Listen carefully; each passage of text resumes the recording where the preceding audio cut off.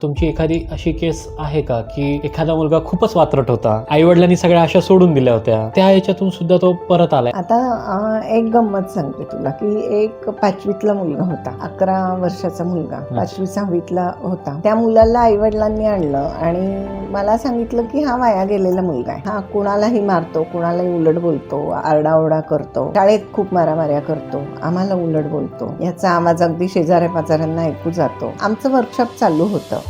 एक 20-25 मुलं बसलेली होती, साधारणतः 5वी ते 10वी वयाची मुलं होती. तो बसला होता आणि वर्कशॉप चालू असताना त्यांनी ऑल ऑफ ए सडन त्याची खुर्ची घेतली, ती उलटी केली आणि अशी डोक्यावर धरली. म्हटलं आता हा कोणाच्या डोक्यात घालतो ही खुर्ची काय माहिती. ॲडोलसंट पेडिट्रेशन म्हणजे काय मॅडम?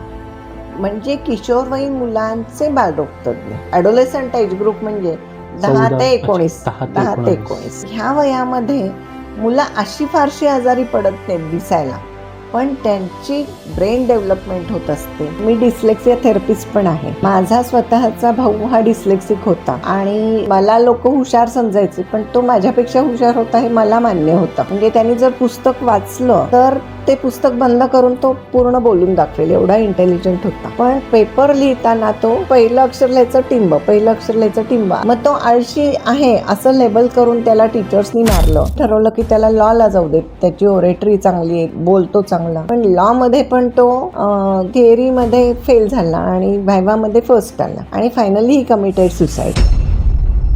त्यामुळे मी टीनेजर्स सोबत काम करायला सुरुवात केली.